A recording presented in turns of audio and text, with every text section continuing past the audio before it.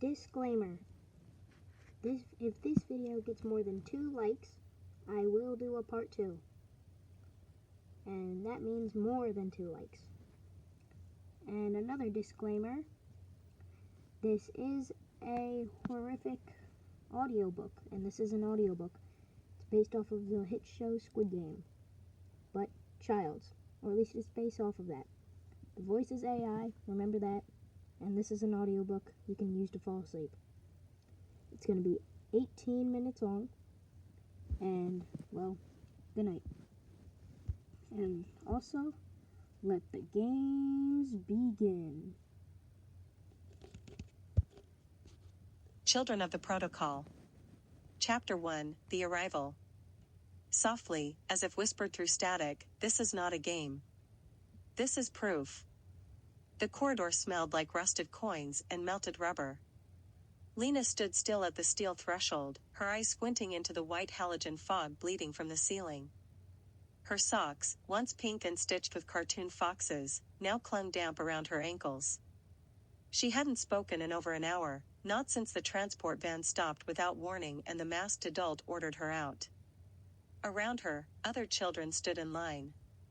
None older than 13. Some sobbed softly. Others stared forward like statues carved by panic. The walls pulsated with quiet mechanical hums, as if the entire facility were breathing. Omar, tall and tense, stood 2 places down. He kept glancing sideways at Lena. There was something in his posture, protective, ready, like a spring wound tight. He had a scar behind his left ear, a pale thread that glowed each time the overhead light flickered. A booming voice interrupted the silence. Welcome, children. You have been selected for the protocol. Your trials begin now. The rewards are unimaginable. The consequences, permanent. Benji muttered, yeah, permanent like detention in hell. No one laughed. Doors hissed open. Each child was guided to their own chamber, cold, metallic, marked only by a symbol. Lena's room was inscribed with a fox mask etched beside a flame. Inside, on the floor, lay a sketchpad, a bottled water, and a wristband that blinked once, then dimmed. She strapped it on. It tightened, painfully. Too late to remove. Narrator tone shifts, slower, grim. The first game would begin in 2 hours. Chapter 2, Balance of Truth. Narration, low, steady, every lie contains a heartbeat. And every truth, a price. The main arena was colder than before. Lena's footsteps echoed off polished obsidian tiles as she entered the space, alone. It was circular, vast, bordered by 7 mechanical pillars. Each held a mask, expressionless, eyes hollow, mouth sealed shut. A female voice, distorted and robotic, spoke through the overhead system. Game 1, Balance of Truth. You will choose a mask. It will assign you a truth. You will be tested. 7 masks. 7 possible truths. Lena gravitated toward the mask with a single copper scar slashing across its cheek. The moment her fingers touched it, the light snapped off. A digital glow lit her wristband. Assigned truth, you believe sacrificing 1 life can save many. She blinked. Across the arena, metallic doors opened. The other children emerged, Omar, Cleo, Benji, Ivy, and 2 others she hadn't spoken to, Theo, frail and quiet, and Rico, jittery and wide-eyed. A raised platform ascended, revealing 7 tiles. 1 per child. Step forward. Your weight will be measured. So will your conviction. Each child approached their tile. The floor shimmered, then a wall of glass descended, separating them. On Lena's side, a holographic display lit up. It showed Cleo, standing on her tile, drawing something quietly in her sketchbook. Test subject, Cleo. You may choose to shift her tile. By doing so, she will be lowered into an unknown chamber. The chance of survival is, statistically unfavorable. A countdown started, 30 seconds. Lena gritted her teeth. Her assigned truth echoed in her mind, sacrificing 1 life to save many. But was this saving anyone? She shouted toward Cleo, though Cleo couldn't hear. I'm sorry, Lena whispered. You wouldn't want me to hesitate. She pressed the tile. Cleo dropped. No scream. Just her sketchpad tumbling behind. The lights dimmed. The voice returned. Trial completed. Lena passed. 1 child gone. 6 remain. Chapter 3, Pulse Run. Narrator, low, tense, fear isn't a heartbeat. It's the silence after. The children were ordered to change into thin thermal suits and wait inside personalized holding pods. The walls hissed. The air grew cold. Then, a pulse monitor locked tightly around each of their wrists.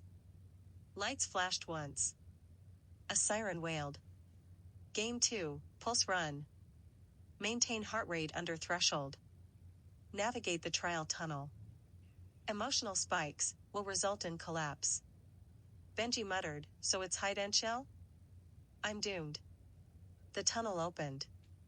Inside, strobing holograms, sound snippets, laughter, screaming, even subtle whispers mimicking loved ones. The walls pulsed with static.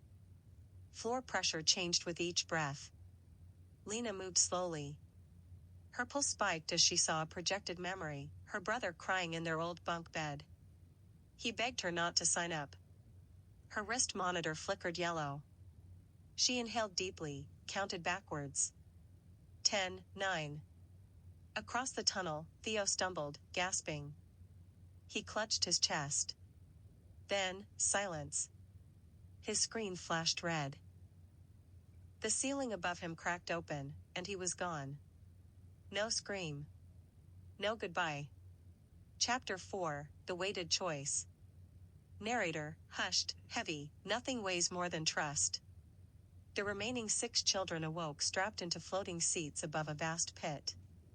Each had a metal cube labeled with another player's name. Above them hovered a massive scale. Game 3, Weighted Choice. Choose whom you burden. When the weight tips, the descent begins. Lena's cube read Benji. She stared at it. Cleo, now quieter than ever, held one labeled Ivy. Benji whispered, I get it. Everyone wants me gone. No one answered. As children placed cubes, Cleo hesitated, then dropped hers on the scale. Ivy's platform dipped. A loud snap. The line holding Ivy jerked downward. She caught herself, dangled above the pit, eyes wide and hollow. Omar tried to redistribute his cube. The system denied him. Choices are binding. Emotions are currency. Ivy disappeared into the dark. Her bracelet signal went silent. Lena closed her eyes. She whispered, 2 gone. How many more before this ends? Chapter 5, Whispers of the Wall. Narrator, soft, eerie, words wound deeper when whispered. That night, the survivors, Lena, Omar, Benji, Cleo, were led into separate mirrored chambers. A silver speaker glowed inside each, buzzing with static. Reveal a secret about another player. 1 truth. 1 lie. 1 consequence. Benji said. Omar planned an escape. But only for himself. Cleo hesitated, then whispered. Lena still hears her brother. In her sleep. Lena said nothing. Omar responded. Cleo sketches traps. I've seen her drawings. Then, silence. Their secrets echoed through hidden corridors. Screens flickered. Cleo's image appeared on one, drawn in red. The message below, unverified. The door to her chamber locked. Lena pounded against hers. Don't take her. Don't take anyone else. The speaker replied. Correction. You took her. When you said nothing. Chapter 6. The Genesis Room. Narrator, hushed, suspenseful, every system has a seed. And seeds, remember everything. Beneath the trial floors, Cleo, thought gone, awakens in a dim chamber marked Sector 0. Her head throbs, her sketchbook lies torn beside her. Fluorescent strips flicker. The room smells faintly of melted plastic and old paper. She's not alone. Two other children approach from the shadows, Arlo, 10, who speaks softly and carries an old tablet, and the twins, June and Jude, eerily silent, always side by side, whispering in mirrors. "You're not failed," Arlo says, tapping his tablet. "You're preserved. For something worse." Together, they follow a rusted service vent to an abandoned control wing labeled Genesis Room. Inside, archived footage, old protocols, and a master schematic of the facility, with one word at the top. Protocol 01, Behavioral Weaponization. Cleo stares at a grainy screen showing Lena's brother, in Trial 1. Narrator, steady, grim. He chose wrong. He forgave, too easily. Chapter 7, Trial of Reconciliation. Meanwhile, above, the active contestants, Lena, Benji, and Omar, are summoned into a 4-chamber test called the Reconciliation Trial. Each room is labeled with an emotion: guilt, rage, regret, forgiveness. Choose one. You will confront the echo left behind. Lena chooses forgiveness. Inside, she finds a replica of Cleo's sketchbook, flipped to a page she never drew, Lena, standing on the edge, her brother behind her, reaching. Benji enters rage.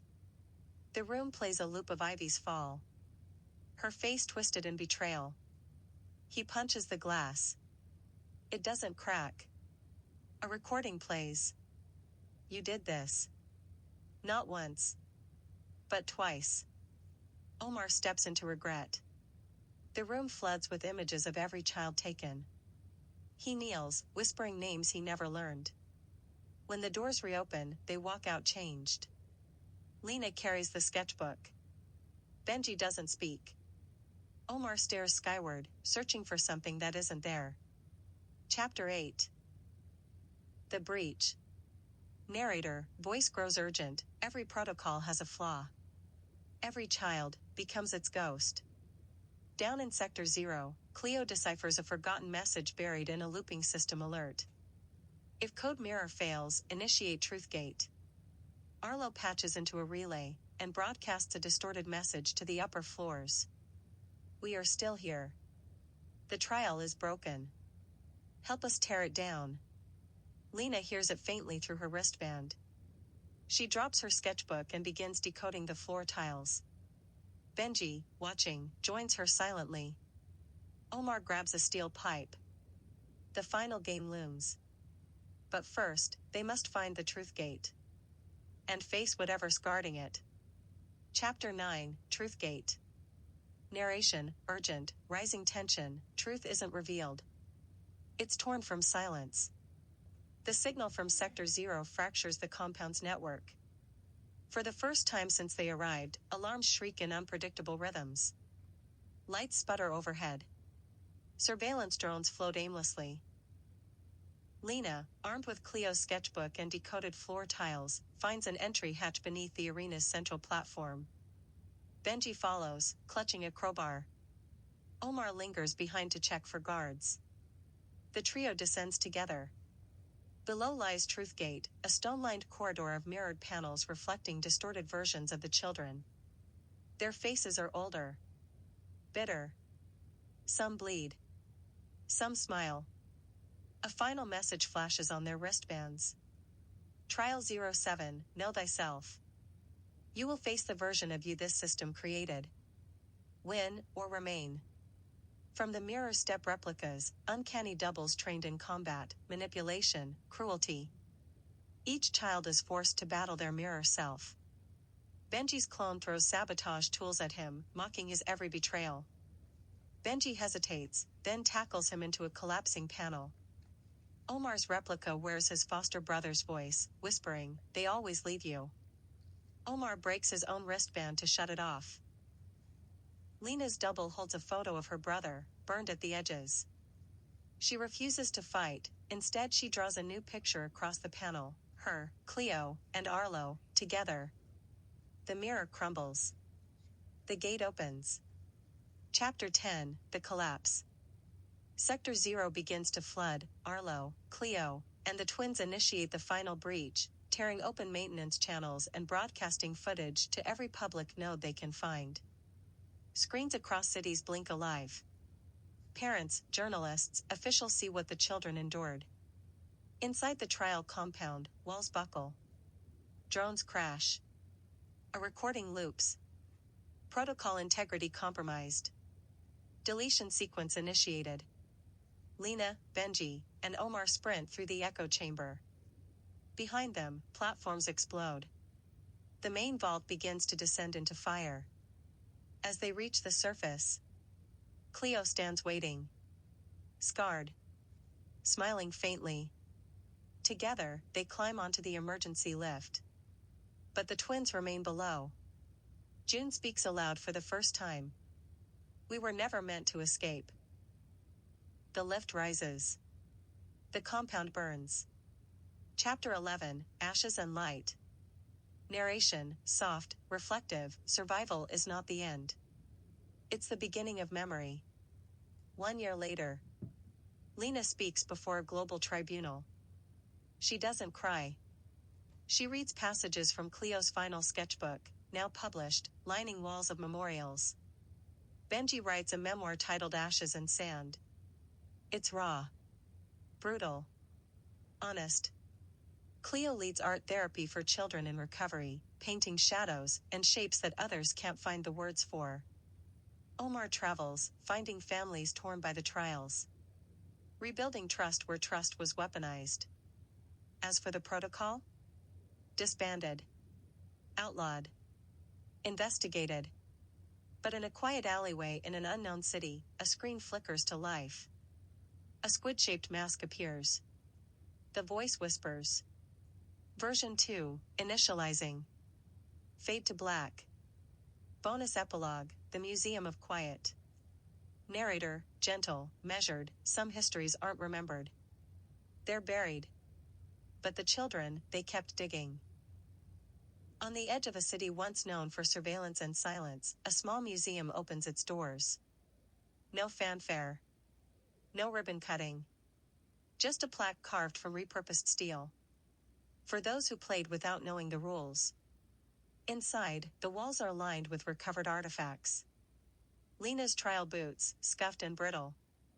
A fragment of Cleo's final sketchbook. Benji's cracked wristband, the monitor screen still blinks faintly.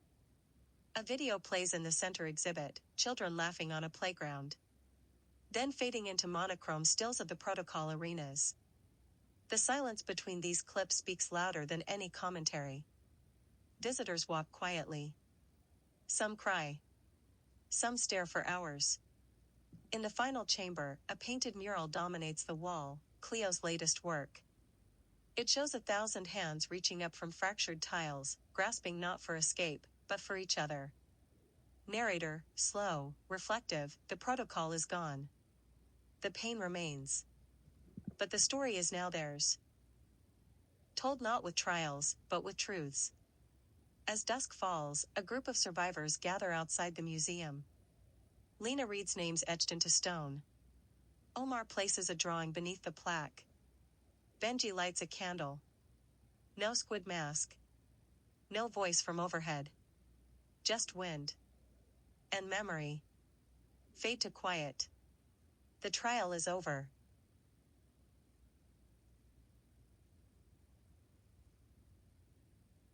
And that is it. I hope you guys like it.